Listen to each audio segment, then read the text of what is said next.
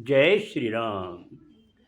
रामायण सिंधी शायरी में व्याख्या हिंदी में पृष्ठ 109 किष्किंधा कांड। इसके पहले बाली और सुग्रीव की युद्ध होती है। तब श्री राम बाली पर बाण चलाते हैं। जब बाली अंतिम सांसें गिनने लगता है तब श्री राम ने उनको ज्ञान की बातें बताई तो बाली उनके सामने नतमस्तक हो गया। दया के भंडार श्री राम ने बाली से कहा कि तुम चाहो तो अब भी मैं तुम्हारे प्राण बचा सकता हूँ। अब आगे। जन्म जन्म मुनि जतन कंदो, राम अंत में बिन मिलंदो। सो खुद मोहे जे आडो आयो, कुदरत आहे योग बनायो। बाली कहता है, हे प्रभु, लोग जन्म जन्म तक तपस्या करते हैं और बहुत जतन करते हैं, फिर भी उनको श्री राम नहीं मिलते। और आप तो मेरे सामने खड़े हैं। देखिए, प्रकृति ने कितना अच्छा योग बनाया है। अब मुझे प्राण बचाने की कोई अभिलाषा नहीं है। रघुवर हाणे वचन घुराथो, हथड़ा जोड़े अर्ज कया थो। जय बिजूण में जन्म वठामा, चरण अभाजे प्रेम कयामा। बाली कहता, हे रघुवीर, मैं बस एक वचन मांगता हूँ, हाथ जोड़कर विनती करता हूँ कि जिस भी योनि में मैं जन्म लूँ, बस आपका प्रेम मुझे मिले, आपके चरणों में मैं सदा रहूँ। ही पुट मोहे जो अंगद आहे, मुखा ताकत में घटनाहे।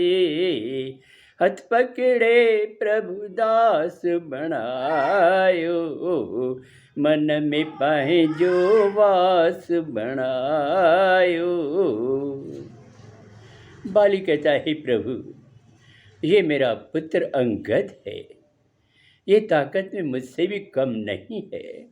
आप कृपा करके इनको अपना दास बनाइए और मन में सदा अपना वास बनाए रखिए। राम जपे इन रीत ई, निकता बाली प्राण। गलमा माला जिक्रे, नाहे हाथी जान। इस प्रकार अंतिम समय में बाली श्री राम का नाम जपते जपते अपने प्राण त्याग देता है। उनके प्राण इतनी सरलता से निकलते हैं जैसे किसी हाथी के गले से माला गिरी हो और हाथी को कुछ पता ही न चला हो। नगर निवासी डुकंदा आया, व्याकुल दुख में सब घबराया। बाली स्त्री तारा आई, रुअंदी रणदी सुध बिन काई। जब नगर के निवासियों को पता चला बाली का, तो वो दौड़ते दौड़ते आए और बड़े दुखी हो रहे थे। बाली की स्त्री तारा भी आई, रो रो कर उनका बुरा हाल हो रहा है। राम ज्ञान जी गाल सुनाई, पंजन तत्वन देह बनाई।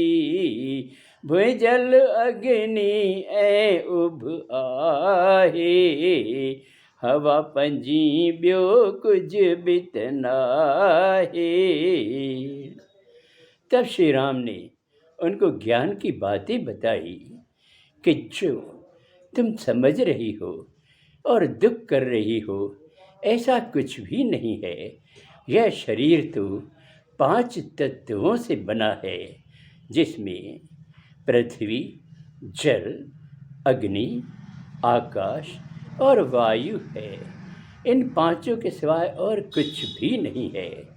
अंत समय में बस इन्हीं में शरीर समा जाना है, इसलिए इतना दुख करना व्यर्थ है। अब आगे अगले सोमवार को। जय श्री राम।